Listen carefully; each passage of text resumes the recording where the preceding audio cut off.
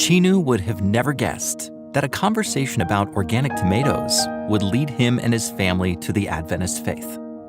He met a Seventh-day Adventist at his job, and they often ate lunch together. His new friend noticed that every time they went out to eat, Chinu threw his tomatoes to the side. So he began talking to him about the value of nutrition and health. I just lost my best friend, was just in a really tough place. Health-wise, I was just in a terrible condition. And that's when I had met one of my very good friends today, and he shared with me the health message. It wasn't long before Chinu was studying about health and the Sabbath. His family began keeping the Sabbath by going on walks and having worship in nature. They did this every week. Hickory, North Carolina was once a textile town that developed a large immigrant community who came to work. One of the largest groups was the Hmong from Southeast Asia. When manufacturing jobs moved overseas, a large number of workers left Hickory. However, the Hmong population stayed. The Hickory Korean Adventist Church's numbers had dwindled. The few members left noticed their Hmong neighbors and decided to plant a church. Their goal was to eventually give their space to a future Hmong congregation. As I was in between jobs, I was doing interpreting on the side. I received a phone call one day from a pastor at the Korean SDA Church in Hickory asking for a Hmong interpreter to teach them how to speak Hmong. So Chinu's family attended an Adventist church for the first time. It just felt like a breath of fresh air. It just felt like just this immense pressure just taken off of, it was like my spirit felt so free that first time that we were able to worship. Even just the Korean church members that were there, their character, it actually reflected Christ because they were so friendly and so kind and welcoming that we just felt like we belonged there. And it just felt like it was right. It was where our family needed to be. The family had always been active members of another church. They continued to attend both churches for a while. Eventually, Chinu and Gina were overwhelmed. We had a lot of connection, a lot of friends, and we were leaders of a small group, and we didn't want to just leave them behind. Chinu and Gina earnestly asked God to reveal where they should be. First thing we said was, if anyone ever asks us to choose between one or the other, we know which decision we know where we need to be. The next day, their former pastor asked them to hurry up and come back full-time to the church. And we kind of just looked at each other and said, thank you, God, for the answer. Yes.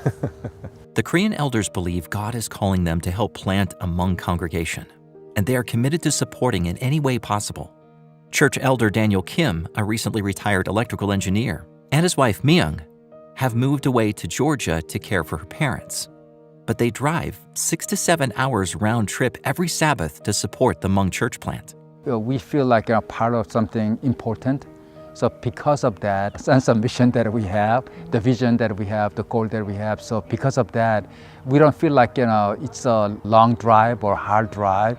We were just drawn in by their Christ-like character from the very beginning, their friendliness, their willingness to help, and really their desire, their selflessness, and their desire to help the Hmong community. And I think for us, that passion is very contagious. And for us, being Hmong, of course, there's just a big burden, a big responsibility we feel to share the good news with those around us that haven't heard the message. All of Chinu and Gina's kids play a role in the church. From helping teach the children's Sabbath school to running the audiovisual system, everyone is involved. Even Cadence, the youngest, turns the lights off to watch Mission Spotlights and back on afterward. There is still much to do for this Hmong church plant in Hickory. We invite you to pray as the work continues. One thing to pray is really to really come to know who God is, who a loving God and a merciful God, and God that is willing to heal, not only physically, but spiritually. Thank you for supporting Mission and planting churches around the world.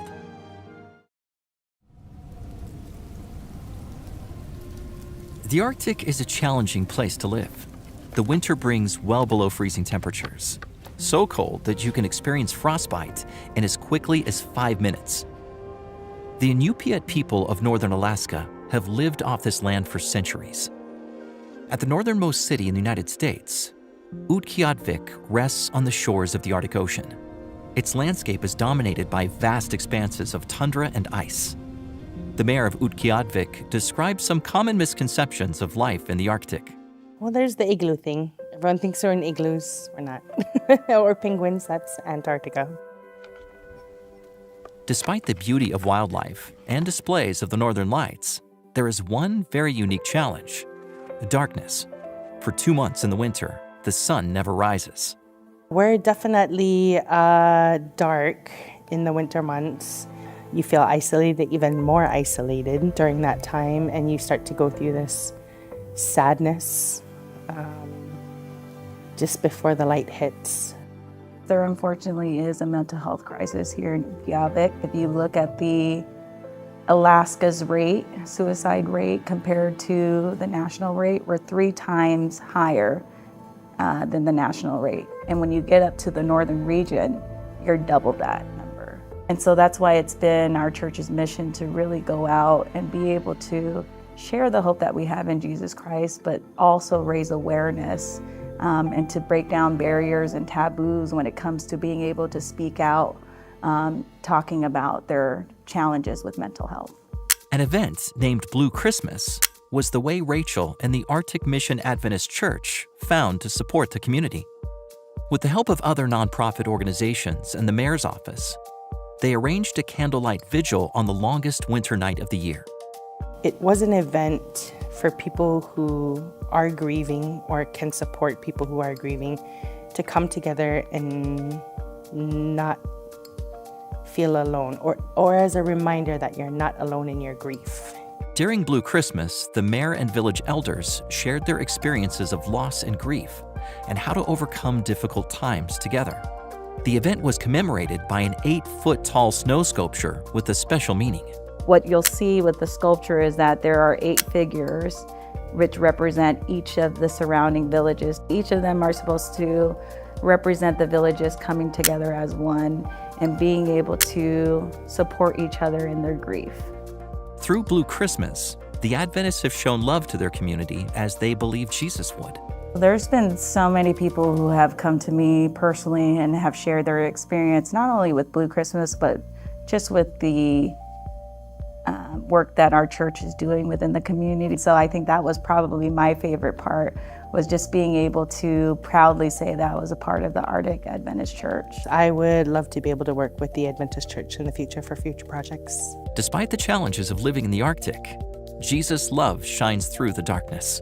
Even though we live in the coldest of temperatures, you'll find the warmest people here in town.